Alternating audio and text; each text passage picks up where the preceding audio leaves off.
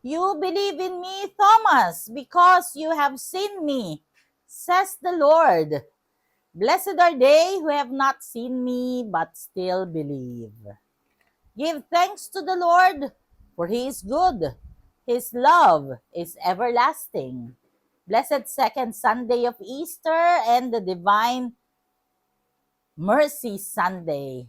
We praise and thank you, dear God, for another day of life. We praise and thank you for the gift of love, the gift of family, of community, of belongingness, and the gift of your presence in our lives. Sa Ebanghelyo, dalawang incident o dalawang kwento ang napapaloob. Una, yung pagpapakita ni Jesus dun sa mga disciples kung saan wala si Thomas.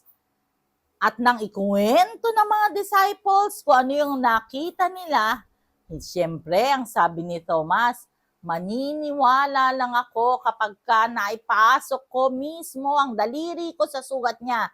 Ibig sabihin, naniniwala siya, to see is to believe. Kaya naman si Jesus nagpakita muli sa mga disciples kung saan nandyan na si Thomas. At pinagawa niya ang mga desire ni Thomas para mapatunayan na siya nga ay totoong buhay na buhay.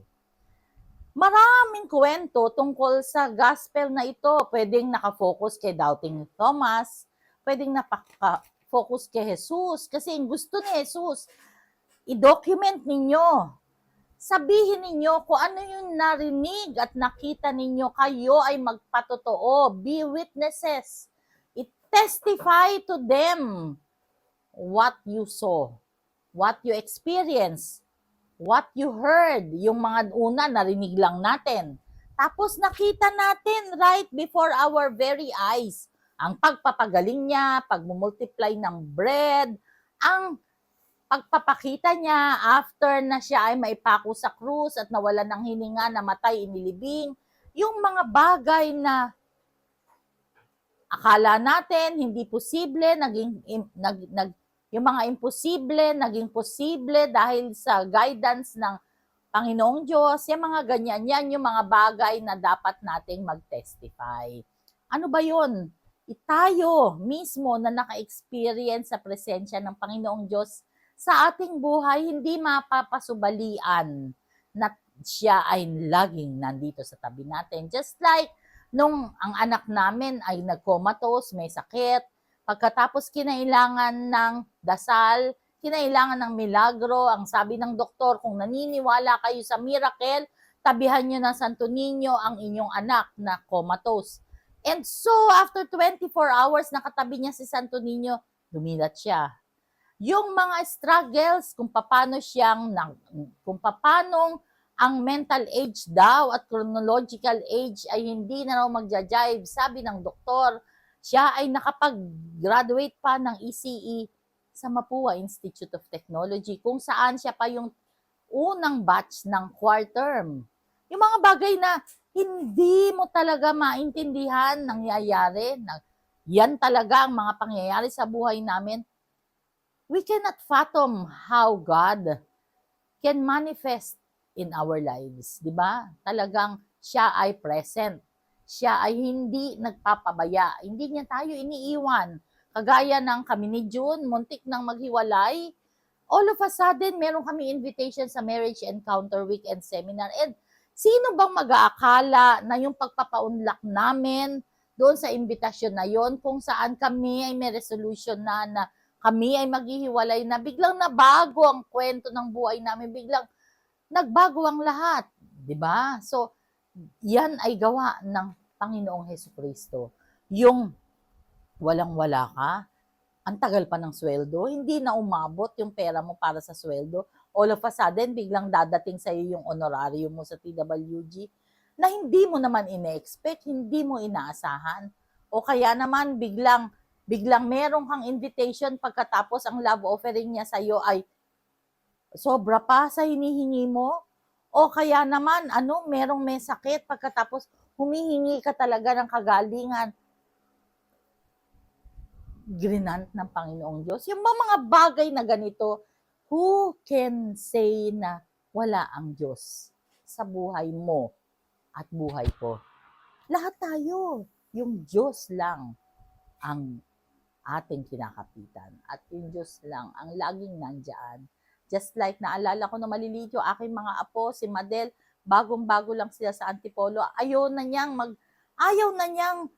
magtrabaho. Bakit? Kasi meron ngang nangunguha ng mga bata sa mga subdivision at muntik nang makuha yung anak niyang maliit.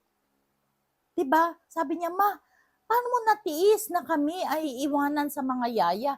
Di ka ba natakot na baka kami ay kuhanin ng mga sasamang tao? Natakot din, pero every time iniiwanan ko kayo, pray over ko kayo at ini-entrust ko kayo sa Panginoong Diyos. Hindi niya naman ako binigo. Magpo-41 years old ng aking anak na panganay, and yet, nandito pa rin, kumpleto pa rin ang pamilya. So ano ang sinasabi? Ano ang mensahe ko? Yung Diyos, hindi siya nagpapabaya.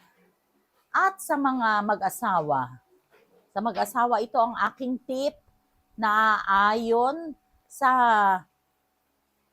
Ebanghelyo kanina ni Father Roy Rodriguez na yung mag-asawa, kinakailangan laging present sila sa kanilang pamilya o sa isa't isa. Kasi kung hindi sila present, malamang maglaho ang pagmamahalan o yung ibig sabihin, maraming pwedeng mangyari. Yung demonyo, yan yung mga bagay na sasamantalahin ng kalaban kung hindi present ang mag-asawa.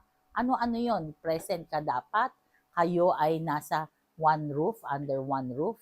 So, nakatira dapat sa isang bahay. Kaya nga, tuwing gaganap kami ng pre-K na lagi kong tinatanong yung mga long distance relationship, yung OFW, anong plano ninyo after marriage? Kasi napaka-importante that yun na nga magkasama kayo sa isang bahay. Pag alis ninyo sa bahay at magtatrabaho kayo, hindi mo alam kung saan siya pupunta eh. Diba? Yung pa kayang magkalayo kayo. So, there has to be one roof. You should be able to eat in one table. Yung iba nga magkasalo pa sa plato. Ibig sabihin, hindi kayo magkakanya-kanya kasi andoon yung sarap na lalo nyo makikilala ang isa't isa habang nagkukwentuhan kayo, enjoy each other's company, one table, ibig sabihin, pamilya rin, mag-asawa, one meal, one table, and in one bed. Kaya nga kapag yung mga may edad na, o kahit na hindi pa may edad, kapag bakit kaya doon natulog si mami, si daddy doon sa kabilang kwarto, may something sila, di ba? Kasi dapat talaga yung mag-asawa under one roof, eating in one table, and sharing one bed. Bakit? Kasi importante ang presensya ng bawat isa para ang alab ng pagmamahalan ay tuloy-tuloy. Let us pray. Lord God, we are sorry for our sins, either of commission or omission. We pray for healing of those who are requesting for prayers, those who are sick, those who are praying with us right here, right now. Panginoon, be with us always and in all ways and allow your presence in our lives to manifest. Stay with us, for without you, we are nothing, dear God. All this we pray in your mighty name through the intercession of our blessed Mama Mary. Amen and amen. God bless.